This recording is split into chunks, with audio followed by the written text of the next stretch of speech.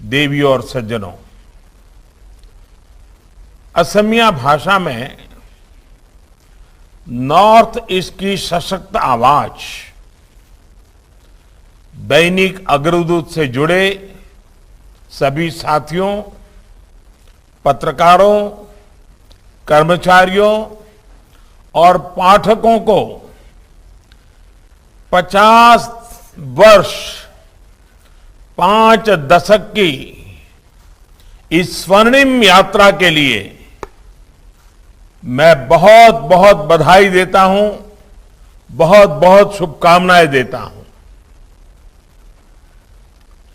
आने वाले समय में अग्रदूत नई ऊंचाइयों को छुए। भाई प्रांजल और युवा टीम को मैं इसके लिए शुभकामनाएं देता हूं। इस समारोह के लिए श्रीमंत शंकरदेव का कला क्षेत्र का चुनाव भी अपने आप में अद्भुत संयोग है। श्रीमंत शंकरदेव जी ने असमिया काव्य और रचनाओं के माध्यम से एक भारत श्रेष्ठ भारत की भावना को सशक्त किया था। उन्हीं मूल्यों को दैनिक अग्रदूत ने भी अपनी पत्रकारिता से समृद्ध किया है। देश में सद्भाव की, एकता की, अलग को झलाए रखने में आपके अखबार ने पत्रकारिता के माध्यम से बड़ी भूमिका निभाई है। डेका जी के मार्गदर्शन में दैनिक अग्रदूत ने सदैव राष्ट्रहित को सर्वोपरि रखा। इमरजेंसी के दौरान भी जब लोकतंत्र पर सबसे बड़ा हमला हुआ, तब भी दैनिक अग्रदूत और डेका जी ने पत्रकारीय मूल्यों से समझौता नहीं किया। उन्होंने न सिर्फ असम में भारतीयता से ओतप्रोत पत्रकारिता को सशक्त किया, बल्कि मूल्य आधारित पत्रकारिता के लिए एक नई पीढ़ी भी तैयार की। आजादी के 75वें वर्ष में दैनिक अग्रदूत का स्वर्ण जयंती समारोह सिर्फ एक पड़ाव पर पहुंचना नहीं है, बल्कि ये आजादी के अमृत काल में पत्रकारिता के लिए, राष्ट्रीय कर्तव्यों के लिए प्रेरणा भी है। साथियों, बीते कुछ दिनों से असम बाढ़ के रूप में बड़ी चुनौती और कठिनाइयों का सामना भी कर रहा है। असम के अनेक जिलों में सामान्य जीवन बहुत अधिक प्रभावित हुआ है। हेमंता जी और उनकी पूरी टीम राहत और बचाव के लिए दिन रात मेहनत कर रही है। मेरा भी समय समय पर इसको लेकर वहां अनेक लोगों से बातचीत होती रहती है, मुख्यमंत्री जी से बातचीत होती रहती है। मैं आज असम के लोगों को, अग्रदूत के पाठकों को ये भरोसा दिलाता हूं कि केंद्र और राज्य सरकार मिलकर उनकी मुश्किलें कम करने में जुटी हुई है। साथियों, भारत की परंपरा, संस्कृति, आजादी की लड़ाई और विकास यात्रा में भारतीय भाषाओं की पत्रकारिता की भूमिका अग्रणी रही है। असम तो पत्रकारिता के मामले में बहुत जागरूक क्षेत्र रहा है। आज से करीब 150 वर्ष पहले ही असमिया में पत्रकारिता शुरू हो चुकी थी और जो समय के साथ समृद्ध होती रही। असम ने ऐसे अनेक पत्रकार, ऐसे अनेक संपादक देश को दिए हैं जिन्होंने भाषाई पत्रकारिता को नए आयाम दिए हैं। आज भी ये पत्रकारिता सामान्य जन को सरकार और सरोकार में से जोड़ने में बहुत बड़ी सेवा कर रही है। साथियों, दैनिक अग्रदूत के पिछले 50 वर्षों की यात्रा असम में हुए बदलाव की कहानी सुनाती है। जन आंदोलनों ने इस बदलाव को साकार करने में अहम भूमिका निभाई है। जन आंदोलनों ने असम की सांस्कृतिक विरासत और असमिया गौरव की रक्षा की और अब जन भागीदारी की बदौलत असम विकास की नई गाथा लिख रहा है। साथियों, भारत के समाज में डेमोक्रेसी इसलिए निहित है क्योंकि इसमें विमर्श से, विचार से हर मतभेद को दूर करने का रास्ता है। जब संवाद होता है तब समाधान निकलता है। संवाद से ही संभावनाओं का विस्तार होता है।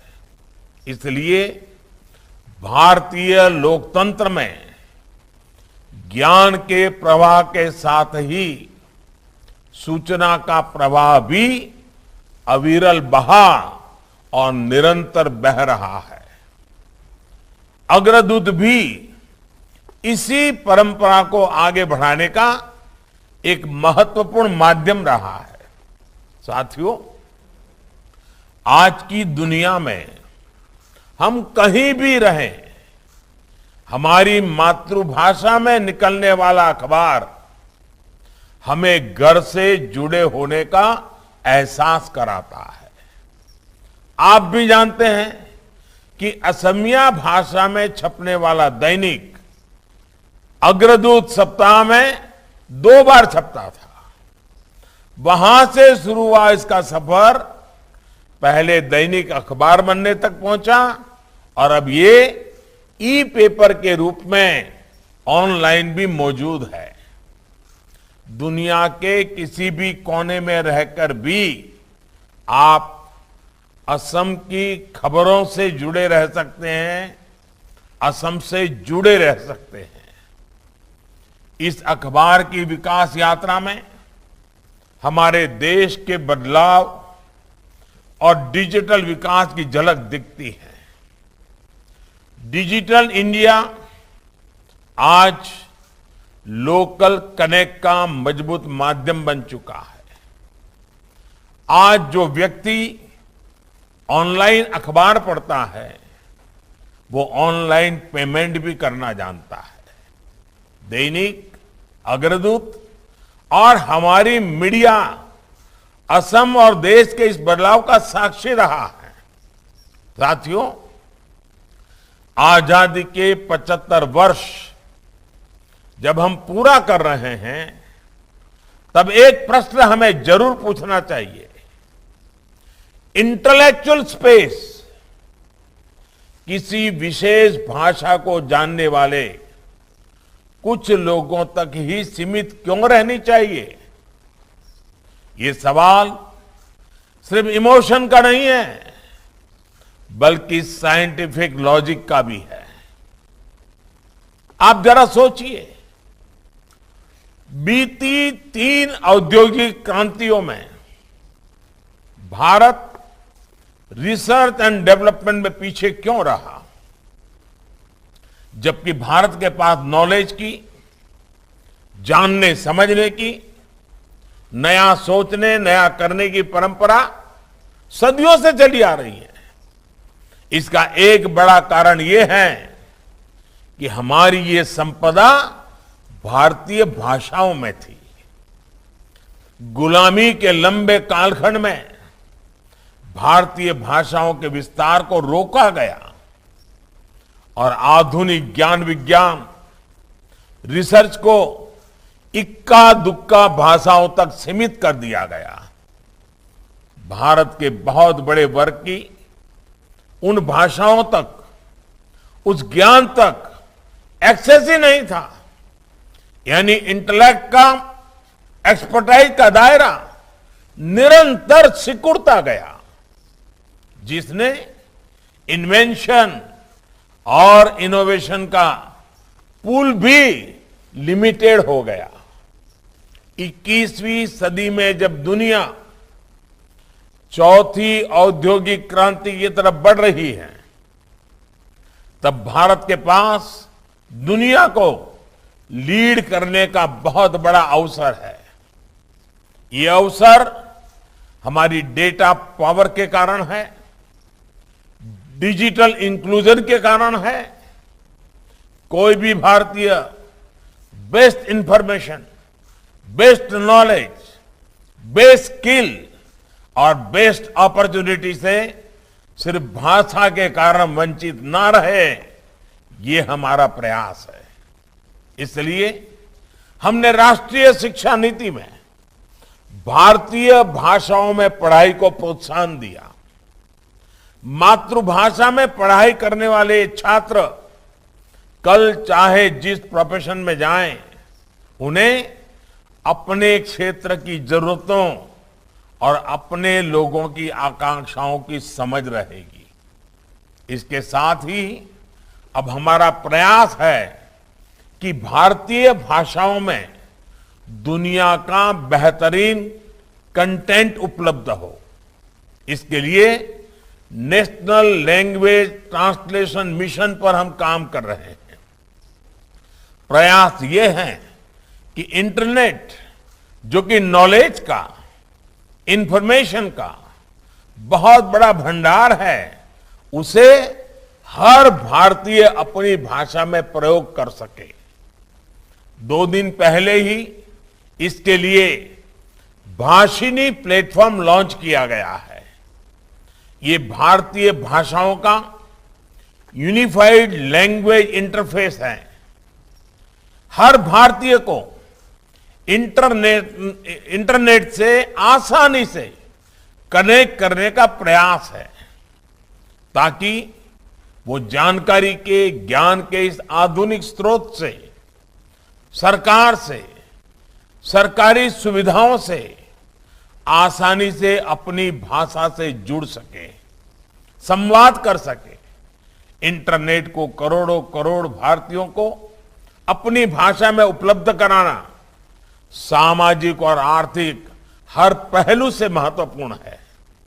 सबसे बड़ी बात ये, एक भारत श्रेष्ठ भारत मजबूत करने, देश के अलग अलग राज्यों से जुड़ने, घूमने फिरने और कल्चर को समझने में ये बहुत बड़ी मदद करेगा। साथियों, असम सहित पूरा नॉर्थ ईस्ट तो टूरिस्ट, कल्चर और बायोडायवर्सिटी के लिए लिहाज से बहुत समृद्ध है। फिर भी अभी तक ये पूरा क्षेत्र उतना एक्सप्लोर नहीं हुआ है जितना होना चाहिए था। असम के पास भाषा, गीत, संगीत के रूप में जो समृद्ध विरासत है, उसे देश और दुनिया तक पहुंचाना चाहिए।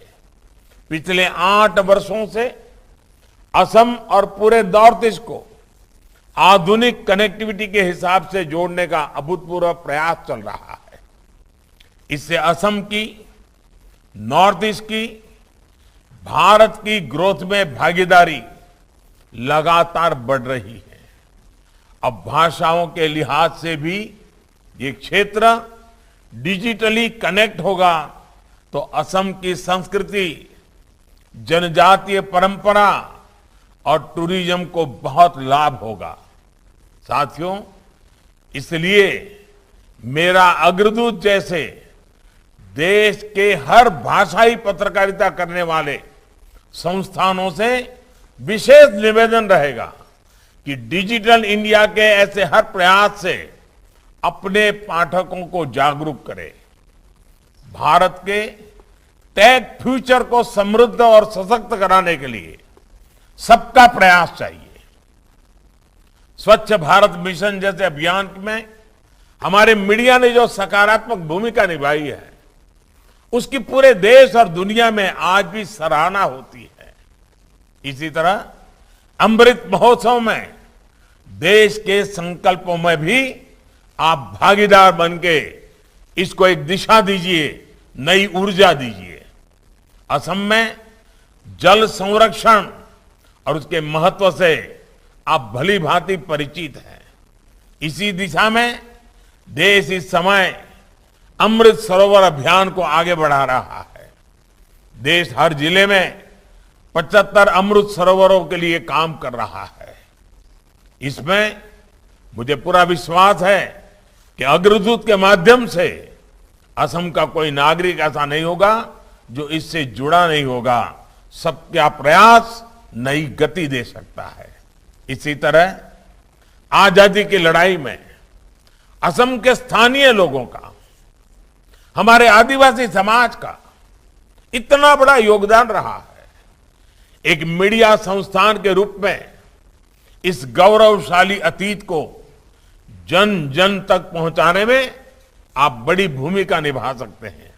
मुझे यकीन है अग्रदूत समाज के इन सकारात्मक प्रयासों को ऊर्जा देने का अपना कर्तव्य जो पिछले 50 साल से निभा रहा है, आने वाले भी अनेक दशकों तक निभाएगा, ऐसा मुझे पूरा विश्वास है। असम के लोगों और असम की संस्कृति के विकास में वो लीडर के तौर पर काम करता रहेगा।